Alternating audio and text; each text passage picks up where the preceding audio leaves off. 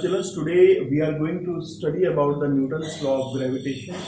It is in your book. It is given to you after the Newton's third law. Maybe ये skip हो गया chapter बीच में, but today we are taking this chapter. So छोटा सा chapter है, hardly 10 minutes का. So in this chapter there is a law given by the Newton based on the gravitational force.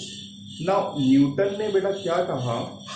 Newton says कि इस पूरे के पूरे यूनिवर्स में ओके चाहे वो छोटा सा पार्टिकल हो या कोई हेवनली बॉडी हो, छोटा सा पार्टिकल हो या कोई बहुत बड़ी बॉडी हो, उन दोनों के बीच में एक फोर्स एक्ट करती है. ये फोर्स अट्रैक्टिव है या रिपल्सिव है ये मैटर नहीं करता, but there is a force acting between them. Okay, चाहे छोटे से छोटा पार्टिकल है या कोई बहुत बड़ा पार्टिकल है, उन दोनों के बीच में क्या है, एक फोर्स एक्ट कर रही है.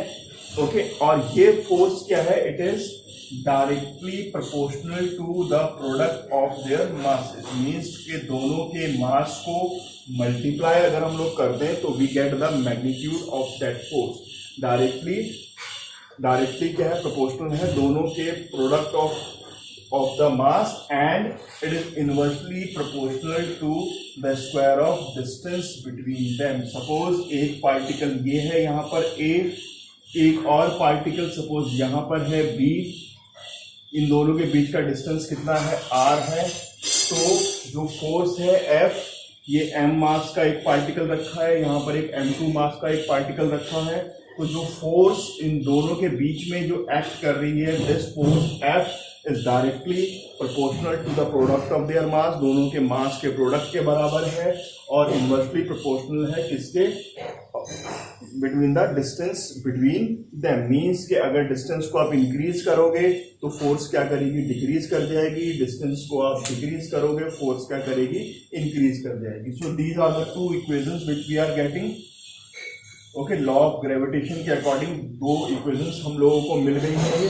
Now what we are doing, just combine कर देते हैं दोनों इक्वेशंस को. So from here F equals to m1 m2 upon r square we are getting. अब ऑब्वियसली हमें ये प्रोपोर्शनलिटी का साइन हटाना पड़ेगा. So in that case what we have to do, we have to put the constant. So जो constant हम लोग put करेंगे, that constant is g.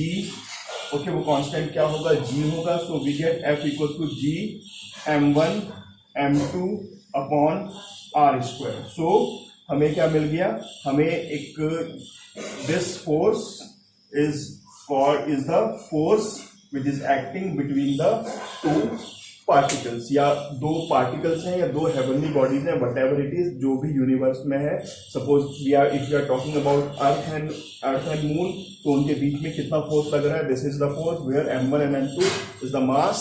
Okay, m1 और m2 क्या होंगे? मास होंगे अर्थ का और मून का. r क्या होगा? r is the distance of earth from the moon. So अगर हमें ये सब कुछ पता हो, so we can calculate the force कि कितनी ग्रेविटेशनल फोर्स उनके ऊपर एक्ट कर रही है. So we can find it out. Okay, अब g क्या है? g is called a gravitational constant. इसकी अगर मैं वैल्यू निकालूं, इस इक्वेशन को सिंप्लीफाई हम लोग करते हैं और g की वैल्यू निकालते हैं. तो g की बेटा वैल्यू कैसे आ जाएगी? आर स्क्वायर इधर चला जाएगा. So we get F r square equals to g m1 m2. Okay, and g equals to कितना हो जाएगा? F r square upon m1 m2. From here we can find out the unit of this gravitational constant. हम लोग क्या निकाल सकते हैं? Unit निकाल सकते हैं. So if I talk about the unit, तो F का यूनिट क्या होता है? न्यूटन होता है. R को किसे मेजर करोगे? ऑब्वियसली मीटर में मेजर करोगे. सो ये क्या हो गया? मीटर स्क्वायर हो गया. And mass is measured in KG, but यहाँ पर दो मास है, तो इट विल बिकम केजी का square. So this is the unit. इसकी वैल्यू की बात करें तो वैल्यू बेटा इसकी फिक्स है. इट इज 6.67 इंटू 10 की पावर, इट इज 6.67 इंटू 10 की power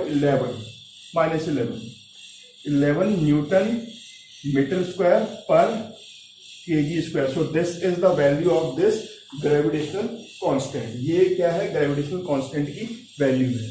okay, so I think law clear हो गया है आपको कि व्हाट इज लॉ. दो पार्टिकल हैं, दोनों के एक का मास m1 है, एक का मास m2 है, या दो बॉडीज हैं, एक का मास कितना है m1 है, दूसरी का m2 है, दोनों के बीच का डिस्टेंस कितना है r है। तो यहाँ से दो इक्वेशंस बनाई, so this is the no, this is these are the two statement given by the Newton. अब ये क्या है, आपकी ग्रेविटेशनल फोर्स है।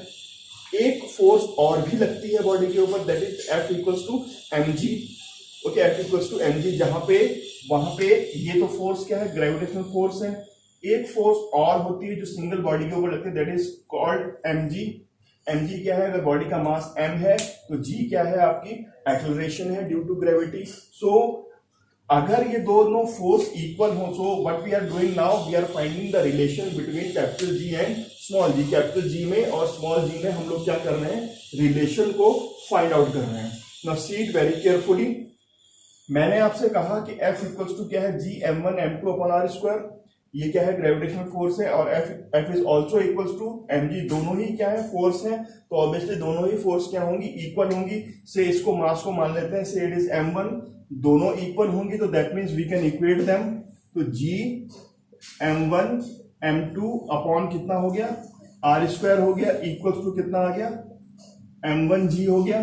सो m1 से m1 कैंसिल हो गए, तो g इक्वल्स टू कितना, g m2 को सिंपली m लिख देते हैं हम, यहाँ पे एक m2 को m लिख देते हैं, तो gm upon r square. So in this way we can derive the relation between small g and capital G, where this capital G is your gravitational constant और small g क्या है, it is the acceleration due to gravity। तो इतनी gravity body के ऊपर लगती है जिसका मास क्या हो, जिसका मास m हो।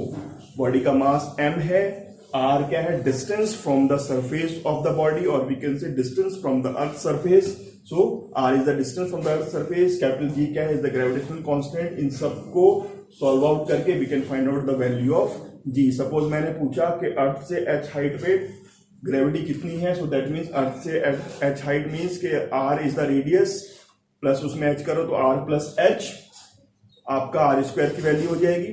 एंड G की वैल्यू आपको पता है, इट इज 6.67 इंटू 10 की power -11। You can put the value, you know the mass of the earth, सबको यहाँ पे रखा, सॉल्व आउट किया, तो we get the value of this G।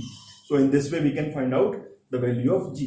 So for today only this much, just revise it nicely, अच्छे से revise कर लो। Next week भी हम लोग क्या करेंगे, we are going to revise the things, क्योंकि काफी सारा हम लोगों ने कवर अप कर लिया है।